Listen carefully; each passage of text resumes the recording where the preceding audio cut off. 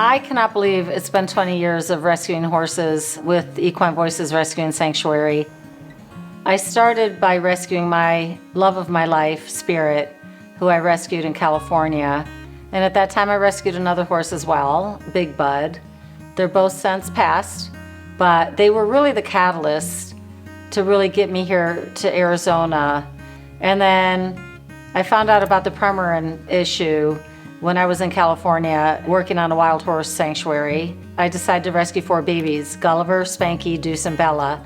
And they really are the highlight of this event this evening. They were the catalyst for me starting Equine Voices in 2004, which is celebrating 20 years, which is hard to believe here in Amado, Arizona.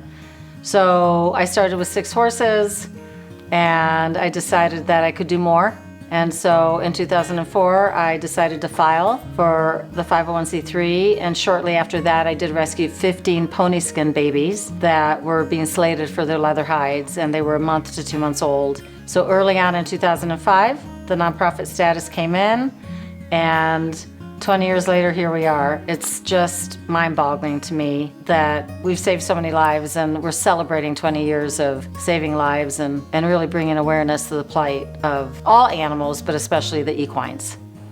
It's a heartfelt story of perseverance.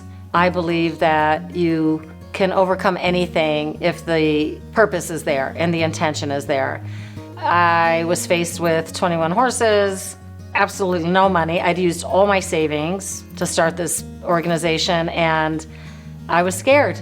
And I wasn't getting paid at the time because I was building the organization, and I knew that I had to go to work. It was either making a choice of going back to the corporate world, which is where I was from, or working at night and keep working towards getting this organization up and running. And at that time, I was by myself pretty much. I'll never forget the life-changing moment for me, one of the many that I've had here, was, number one, I was so scared. I was either going to give it up and not even go for it, and then what's going to happen to the 21 horses? I work at night, or I just quit. So we have a big tree that's in the main round pen, and I'll never forget, I got on my knees, and I'm a spiritual person. I wouldn't say I'm religious, but I do believe in the higher power. And I got on my knees and I said, "Dear God, if I'm supposed to be doing this, if I'm meant to continue this work, then I need help. I need help. And I'm willing to do whatever it takes on my end to make it happen, because I have 21 lives depending on me, and I need help." And I got the job at the Two-Back Resort. I started waitressing at night. I started being able to feed myself. My sister sent in a donation for hay because I was, how am I going to feed the horses? You know, I'd gone through my savings. And then Diana Medeiros, who's a famous artist in Tucson, donated from her foundation. And that kind of got me up and running. And next thing I knew, people started coming to help and volunteers happened. But that was the pivotal point in my life for Equine Voices, was getting on my knees under that tree and asking for help. And it changed everything for this organization. I know that somebody listened to my calling because the horses needed help, and I think that was obvious. When I got on my knees under that tree, I looked at the pebbles in the road, and I looked at it and I thought, maybe I could save 5,000 of them at once. But I realized way at the beginning that I can do what I can do in my little corner of the world. And I'm really serious about that. So I looked at one pebble and I said, I can save that one. It's that starfish theory. Every day I get a phone call. This horse has been abandoned. This horse is starving. This horse is this.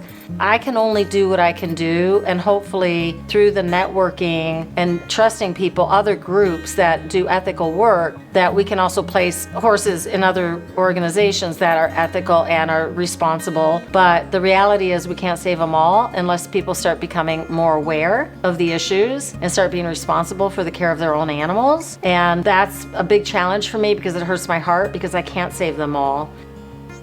At that point, we had 10 acres, and we had enough to sustain what we brought in. And managing a rescue isn't just about bringing in horses and feeding them. It's about managing the property, the land, the manure, the funding, of course. Hay, it's doubled. Everything's doubled the last year or two. Trying to manage the number that you bring in versus the manpower, the finances, the land base. We have 25 acres now, and honestly, it's all been because of the donors and because of the people that really believe in our cause and have faith in us. And there's so many charities out there that they can donate to, but we could not do this without the support of our board, our donors, our volunteers, our sponsors, people that donate to our events and things like that. I think a lot of people think running a rescue is so glamorous. Oh, trust me, it's not. It is. There's so many moving parts.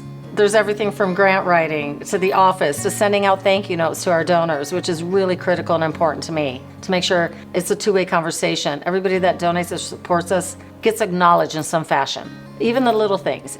COVID was a good year for us because people weren't going out, they weren't driving, they had a little extra money.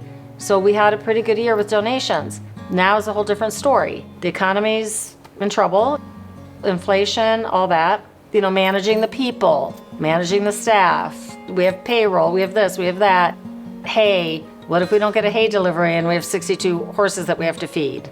There's just so much to it, and I think sometimes people get into the nonprofit rescue world thinking that it's glamorous and it's all peaches and cream. It's definitely a passion, it's definitely a purpose. I started on a wing and a prayer, and I just have been really blessed and very lucky that it's kind of evolved to this point. And I'm here to help anybody, any other organization that needs help. I'm not the expert, but I'm happy to help. So there's so many moving parts to making an organization like this work. And like I said, by the grace of a higher power, we're still here. It's amazing, really. And it's been because we've had a really strong community and people that have really wanted to help, and that is the bottom line. We've rescued several Mustangs, about 13, from Devil's Garden Plateau, and some of you may know about it. Northern California, there were 907 in that roundup, and they were rounded up by helicopters. We had enough capacity to take 11 at the time, and the only space we had was in our 90 by 180 arena. So they lived there for quite a while. And the reason why the 10-acre habitat with the Mustang barn is so critical is that now they have 10 acres to roam on. It was an interesting series of events trying to move them from the arena to their new habitat. It was quite an ordeal. We had to put up panels, portable panels, and run kind of a chute. And we tried to do the Fruit Loop Trail with alfalfa. So we did the Fruit Loop Trail with alfalfa, trying to get one horse to go through. And once one went through, we thought they would all go through. It took a while for them to understand that we had bits of alfalfa, but eventually they all followed and ended up in their new habitat with very secure fencing, a brand new 8-stall barn, 7 stalls and one tack room basically, lots of shelter, lots of shade, lots of trees, and now they're living the high life. And we've recently had a baby born, and he's growing up to be this big guy, and his mom would have gone to slaughter. She and her buddy had health issues, and they came from the same Devil's Garden herd, and they were in the holding facility. And we received a call from the Wild Horse Preservation Campaign and asked if we would take those two, and we did, not knowing that Gigi was pregnant. So Eclipse was born under the eclipse moon, and we named him Eclipse. And if this habitat wasn't here, he wouldn't be here. None of them would be here. And that's what our community and the donors and the people that support Equine Voices have done to make a difference for the lives of these beautiful, incredible horses that actually built our country. In Arizona, it's not a law to have shelter for horses, which I think is a complete disgrace. All of our horses have shelter, and the Mustang barn, the east side of it has pens with an awning shelter, but the other side is open, so there's always shade. It's a big shelter. And they have a lot of trees, so they can hunker under the trees if they don't want to go under the shelter. Now, in Gulliver's Corral, we have a really big shelter for those horses. And it's funny because Gulliver loves the sun. He doesn't care about the heat, but one raindrop and he runs underneath the shelter and he takes everybody with him. And so my philosophy is, first of all, I think it should be a law that anybody that has a horse in Arizona should have a shelter for the horse, whether they're standing in a 10 by 10 or they're on 1,000 acres. They should have a choice to either get out of the rain or get out of the sun, and it's up to them to decide what they want to do. So that's why I've worked really hard to raise the funding to make sure every single one of our corrals has some kind of shelter for the horses. So they have a choice to either get out of the sun, get out of the hail, get out of the rain, and if they decide to stand in it, that's their choice. But at least I've provided everything that they need to make their lives better. Currently, some of our needs are land acquisition, because every day I get phone calls for horses that need help. But maintenance, general maintenance. We did just acquire through a grant a used backhoe, which was necessary. As our horses age out, we need a way to send them to the Rainbow Bridge, and give them their dignity of passing over. Fencing. We need fencing in the burrow habitat, and I'd like to get more permanent fencing in the west 5 acres of the Mustang habitat. We did recently, through a grant, purchase these feeders that are incredible. If we get more land, then that would be next on the list. It is not only helping on waste, like waste of hay, but labor, and it's keeping the horses where they can eat all day long, giving them more of a natural environment. And I've seen a whole difference in not only their attitude, but their weight and their coat. It's just really changed our lives here for everybody. And if we do acquire more land, then we're probably looking at another barn and those sorts of things. And then basic maintenance, a backup fund for if the well breaks down or if our equipment. Recently, our quad spent 3 weeks in the doctor's office. Our quad broke down, and that is our machine that we use to drag all the corrals with. Eventually, we'll need a new one. It has 21,000 miles on it. It's a workhorse. It works hard.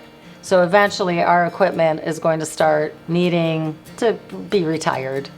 So a fund for that, so funds to go towards equipment replacement is critical for the operation, the day-to-day operation for the organization. And then of course, hay, vet bills, special supplements, everything is doubled, so it's incredibly expensive. And as I mentioned earlier, we don't have any grass, so everything that we feed the horses, we have to pay for. So those are immediate needs at this point. As I mentioned earlier, I started this organization literally on a wing and a prayer, and then I got on my knees because I was in trouble. I felt like I was in trouble.